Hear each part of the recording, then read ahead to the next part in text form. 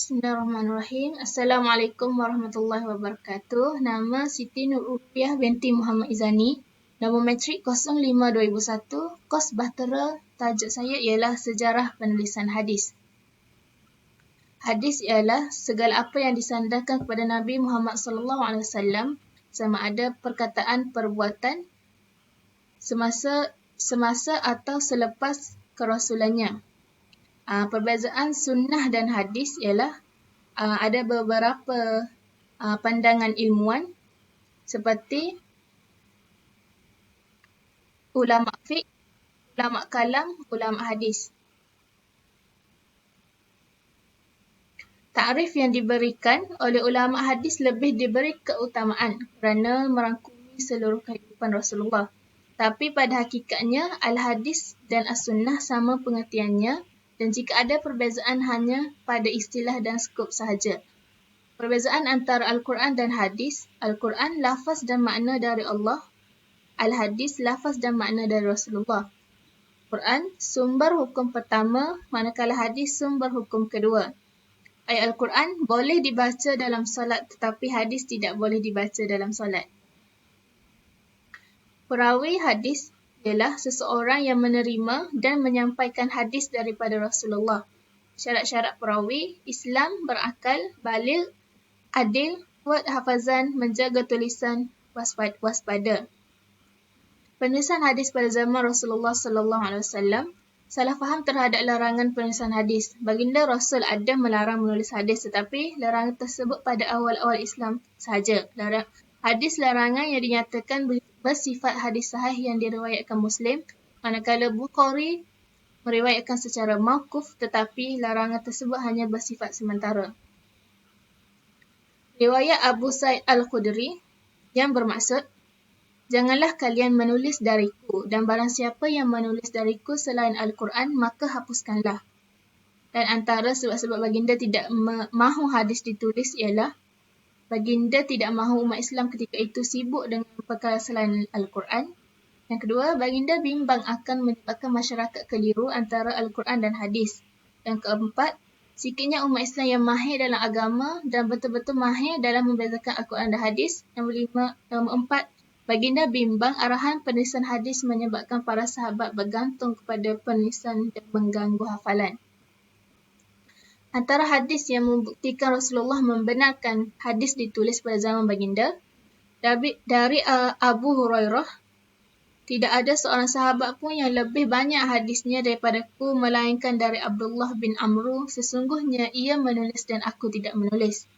Sebuah hadis yang diriwayatkan oleh Ibn Abbas pula, Rasulullah SAW telah bersabda ketika sakit yang membawa kepada kewafatannya, bawalah kepada aku buku catatan supaya aku boleh menulis bagi kamu satu catatan yang kamu tidak sesat selamanya. Keharusan menulis hadis oleh baginda. Pertama, larangan menulis hadis seperti yang dinyatakan dalam hadis Abi Sa'id Al-Khudri hanya pada awal-awal Islam sahaja.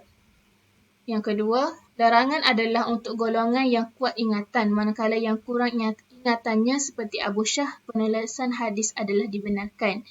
Yang ketiga pula, larangan hadis adalah bersifat umum. Namun bagi sahabat yang sememangnya mahir menulis dan tidak ditakuti berlaku kesilapan, maka Rasulullah membenarkan seperti Abdullah bin Amru telah menulis hadis dalam Sahifah Shadiqah. Penulisan hadis zaman Khulafa' Ar-Rashidin. Pada zaman ini, kebimbangan penulisan hadis itu masih ada dan sebahagian para sahabat masih bertegas untuk tidak menulis kerana bimbangkan Al-Quran. Namun usaha-usaha pembukuan hadis telah berlaku sejak zaman Khalifah Umar Al-Khattab lagi, tetapi terpaksa ditangguh kerana bimbang bercampur dengan Al-Quran. Umar Al-Khattab berniat membukukan hadis dan meminta pandangan dari beberapa orang sahabat. Dan kebanyakan para sahabat menyokong tetapi beliau tetap melakukan solat istikharah selama sebulan kerana masih ragu-ragu. Pada akhirnya Umar menangguhkan niatnya. Penulisan hadis secara langsung berlaku pada hujung abad ke-100 Hijrah berlaku pada penghujung abad ke-100 pada masa Khalifah Umar bin Abdul Aziz atas perintahnya, didasari kerana kecintaan kepada Rasulullah, belum disusun secara sistematik dan tidak berdasarkan pada bahagian bab-bab berdasarkan ilmu. Sejak itulah hadis ditulis secara serius dan dibukukan oleh para ulama yang ahli bidangnya. Alasan Umar Abdul Aziz membukukan hadis, risau akan hilangnya hadis bersamaan meninggalnya para ulama, khawatir akan bercampur antara hadis yang benar dan palsu.